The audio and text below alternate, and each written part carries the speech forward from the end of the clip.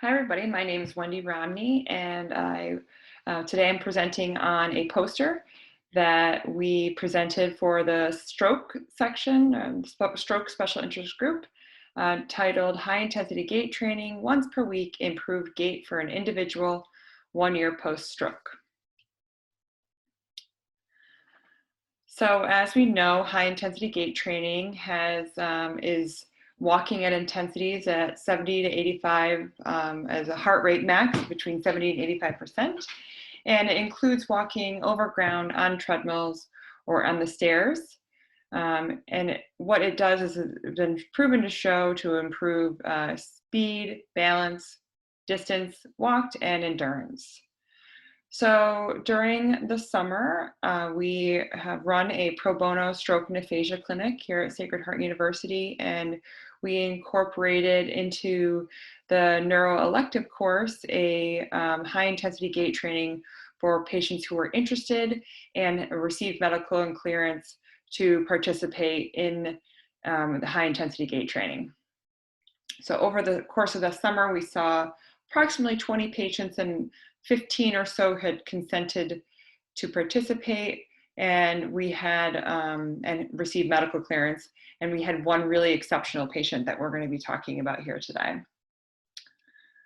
So there was a patient who was a 53-year-old male who had had a left CVA 1 year ago, and he participated in 12 one-hour high-intensity gait training sessions over the course of 8 weeks. We had polar heart rate monitors that every patient wore, and that was hooked to the Polar Beat app so we could monitor what intensity their heart rate was throughout the sessions. We also used the RPE scale to monitor their level of perceived exertion. We had overhead harnesses, patient owned an AFO, ACE-RAP, treadmill, stairs.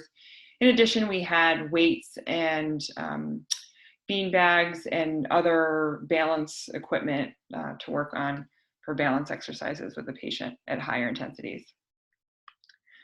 So throughout the treatment sessions, the patient had a heart rate monitor, and it went again to the Polar Beat app. And as you can see here, we were able to track the individual's heart rate if they were in the 75 to 80% range, which here on the app would be about 70 to 80%, which is going to be in the green and in the yellow. And so you can see at week 1, we really weren't even getting to the green and yellow zones with the patient, or the high intensity zones with this patient. We were really at low or moderate intensity. And then throughout the sessions at week 12, we were able to get the patient up into the more moderate and high intensity zones and maintain it throughout the whole entire session. So we were getting live feedback throughout each treatment session.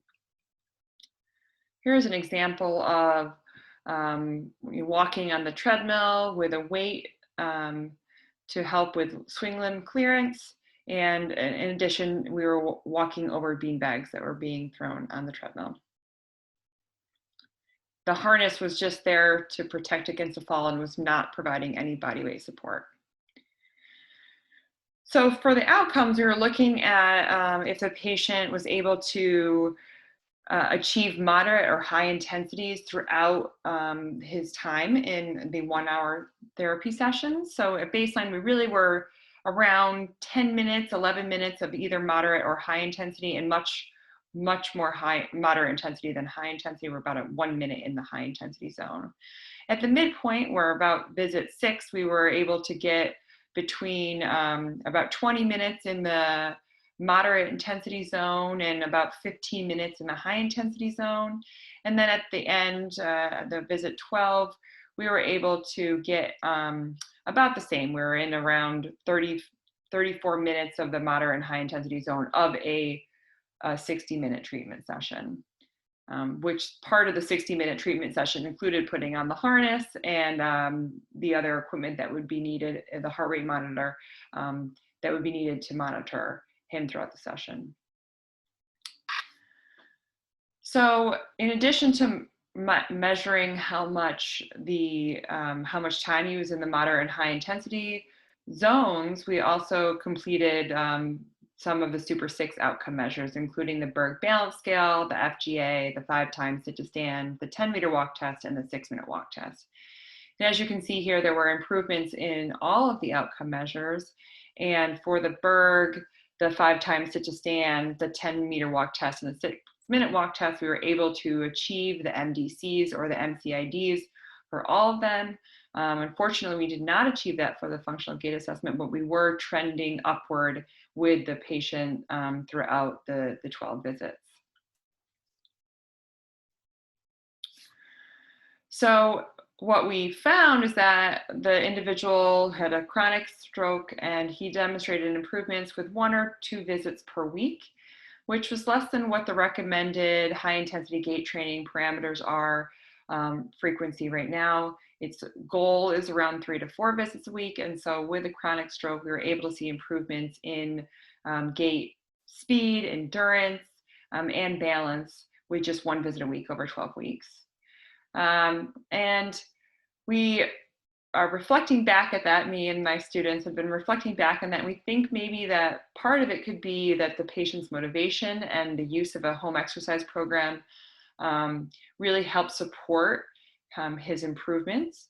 And so we were considering for future research is to look at the combination of the HEP and walking program at home with the high intensity gait training, as well as many other strategies that potentially could look forward in the future.